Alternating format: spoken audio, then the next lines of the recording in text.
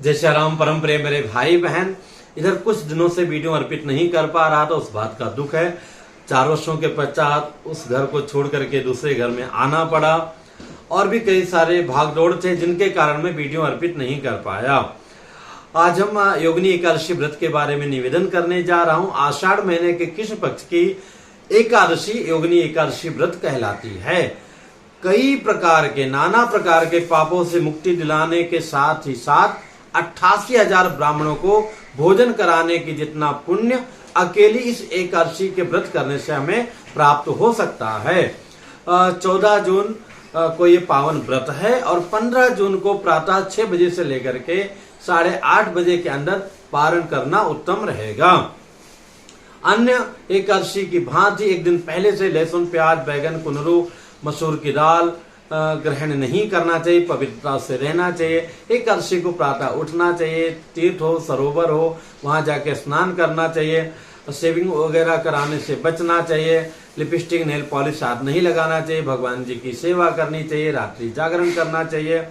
बूढ़े, बच्चे और बीमार को छोड़ करके, पर उन लोगों को भी चावल, बैगन, मसूर की दाल आदि नहीं देना चाहिए। लहसुन, प्याज घर में नहीं बनाना चाहिए और बाकी लोगों को तो निर्जला रह करके अथवा फल खा करके व्रत करना चाहिए। और संध्या वेला में अथवा प्रातः, दोपहर जब भी समय मिले एकादशी व्रत का कथा अवश्य श्रवण करना चाहिए। रात्रि जागरण करना चाहिए और अगले दिन जो है पारण करना चाहिए।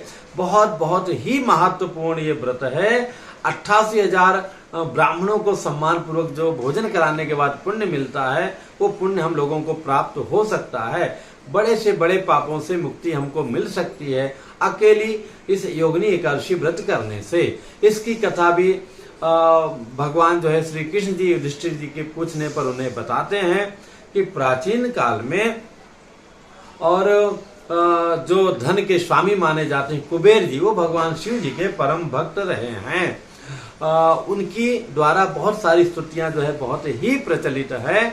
आप सुनेंगे तो आपको भी आनंद आएगा और अगर स्वयं पाठ करेंगे तो शिव जी की विशेष कृपा प्राप्त होगी। तो शिव जी के रोज जो है कमल के, विशेष कमल के पुष्पों से पूजा करते थे। हेम नाम का उनका माली था जो पुष्प ला करके मानसरोवर से सुबह सुबह उनको देता था। एक दिन दोपहर बीत गया और वो नहीं आया तो कुबेर जी को चिंता हुई और उन्होंने भेजा अपने जो है दूतों को, जाके देखो हेम नाम का मालिक कहाँ है। तो पता चला अपने वो पत्नी जी के साथ में सांसारिक, चूंकि प्रातः जाकर के पुष्प तो लेकर के आ गया पर घर में आकर के सांसारिक जीवन में लग गया, विनोद में, हास्य परिहास में लग गया और ला करके राजा कुबेर को जो है फूल नहीं दिया। तो ये उससे अपराध हुआ। कहीं और कोई कारण होता तो बात अलग थी, लेकिन उसने अपराध किया कि जो कार्य करना चाहिए वो कार्य नहीं किया। और दिन में जो है इस प्रकार का आचरण करना तो राक्षसों का काम है, ये अच्छे लोगों का काम नहीं है।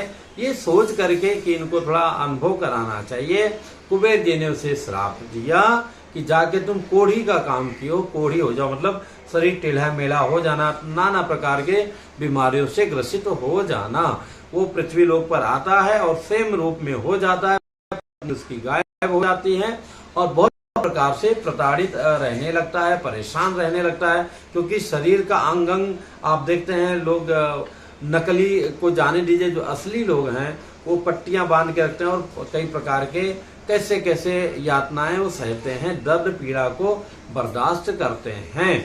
तो उस रूप में वो बर्दाश्त करते करते परेशान हो गया और एक दिन जो है जंगल में भटकते भटकते मार्कंडेय ऋषि के आश्रम में पहुंच गया। ब्रह्मा जी की तरह विशाल आयु वाले, और जैसे ब्रह्मा जी का दरबार लगता है वैसे ही मार्कंडेय ऋषि का जो है दरबार लगा हुआ था।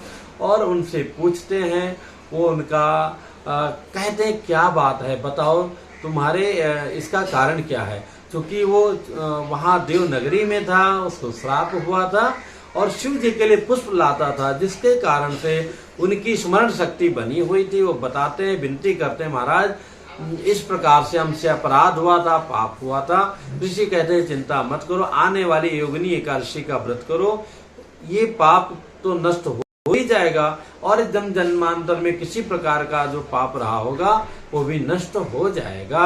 वो हेम नाम का माली वैसा ही करता है और बाद में जो है भगवान के धाम को पुनः प्राप्त हो जाता है। तो मेरे भाई बंधु, अगर हम लोग श्रद्धा विश्वास से करेंगे, निष्काम भाव से करेंगे, तो हमें कितना लाभ